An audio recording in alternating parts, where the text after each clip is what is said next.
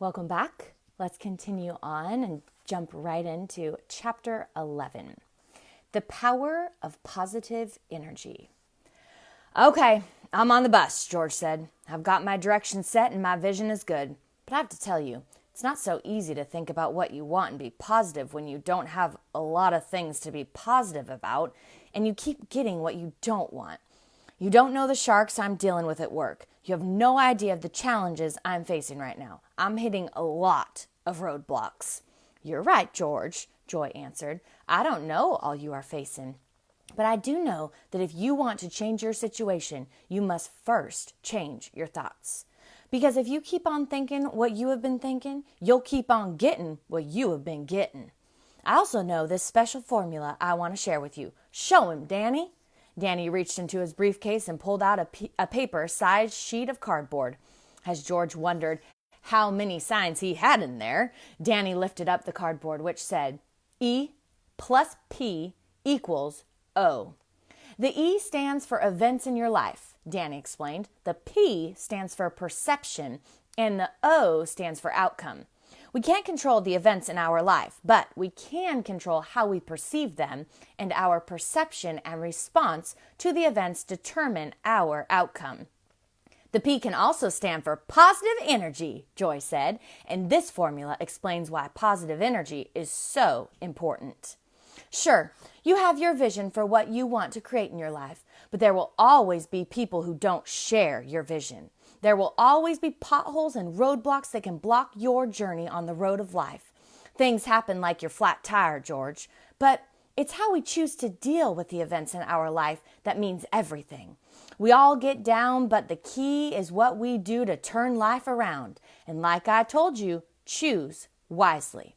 Positive energy and positive people create positive results. There is certainly a lot of negativity in the world, and choosing positive energy helps us deal with the negative people and negative situations that can knock us off course. Positive energy helps keep the bus moving forward with momentum. And we're not talking about the fake kind of chest-pumping, thumping, rah positive energy that simply masks our negativity and annoys people. No, this is the real deal.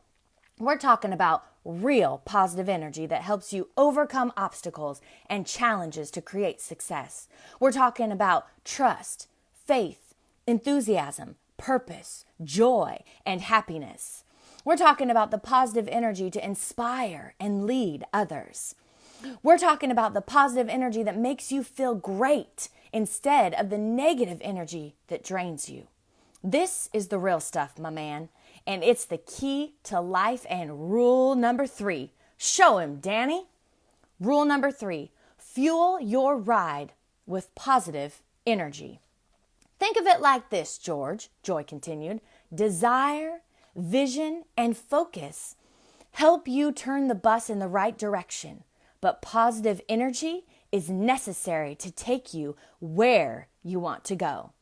Every day when we look at the gas pump of life, we have a choice between positive energy and negative energy. Positive energy is high-octane fuel for the ride of your life, while negative energy causes sludge to accumulate in your energy pipeline. But what do I do with the negativity I have? Asked George.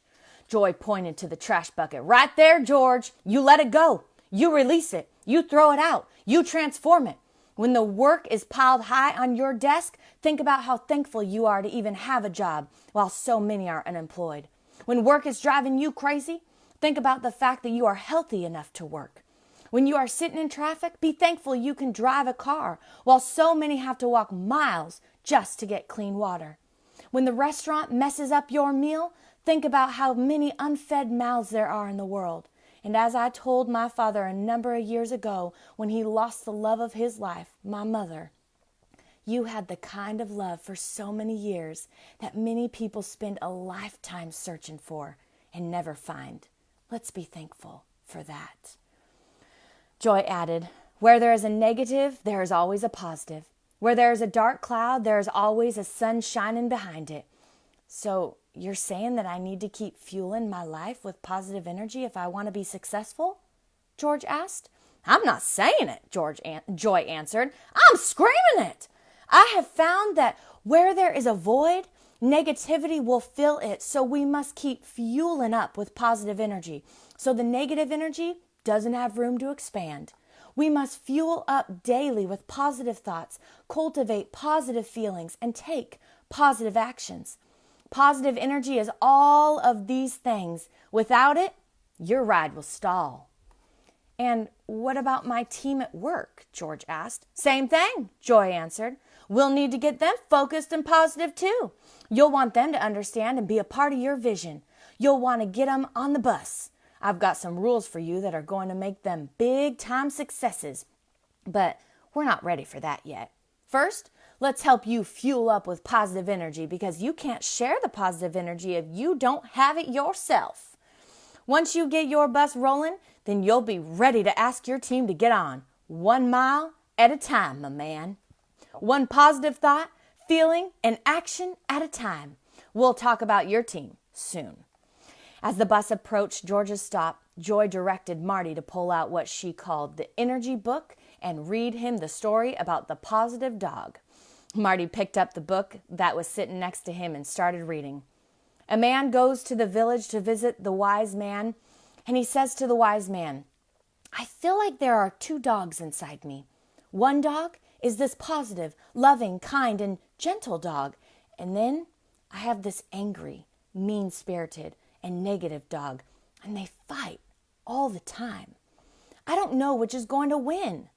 The wise man thinks for a moment, and he says, I know which is going to win, the one you feed the most. So feed the positive dog. Thank you, Marty, Joy said as she directed him to give George the book. I can't, said George. It's yours. No, it's yours, said Marty. We give them away all the time on the bus, so consider it a gift of energy. Instead of you swimming against the current of life, this book will help you ride some awesome energy waves. That's right, said Joy.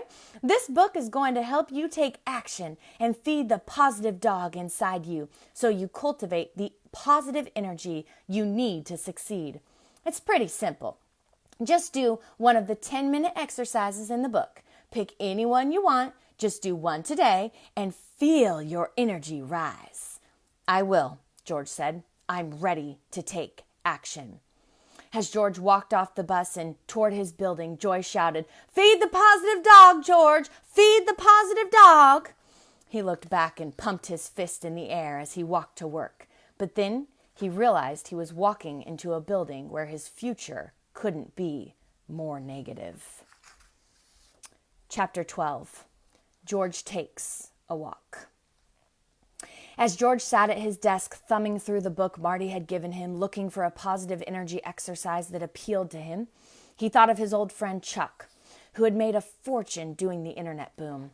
He remembered how surprised he had been to hear that Chuck and his wife had divorced.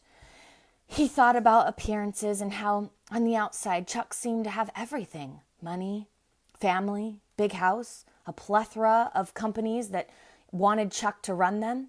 Yet George realized everything isn't always what they seem. He found out that Chuck really had a lot of personal problems that spilled over and caused the destruction of everything else in his life. When George really thought about it, he never remembered Chuck being happy. Thinking of Chuck made him realize even more than ever that he didn't want to go down that road. Everyone else probably thought they had it all too. Even they, if only they knew, he thought. Appearances weren't enough. The show wasn't doing it anymore. He wanted to feel good. So a big smile came across his face when he came across the thank yous walk in the energy book. One moment, he was reading how it's physically impossible to be stressed and thankful at the same time. And the next minute, he was walking around his building outside saying what he was grateful for. He knew if people from his company saw him talking to himself, they would think he was crazy. But he didn't mind. Sure, it felt a little funny, but the walk was energizing him, and counting his blessings really did make him feel great. The book said that being grateful floods the body and brain with positive endorphins and emotions, and combined with walking is a powerful energy booster. It sure was right. As George walked back into his building, he felt more positive, energized, and ready to take on the day at work. Joy was right. he thought. Feeding the positive dog does feel good. Now, if I can just feed the lions at work, I'll be okay. He chuckled as he walked into his office to meet with his team about the new product launch.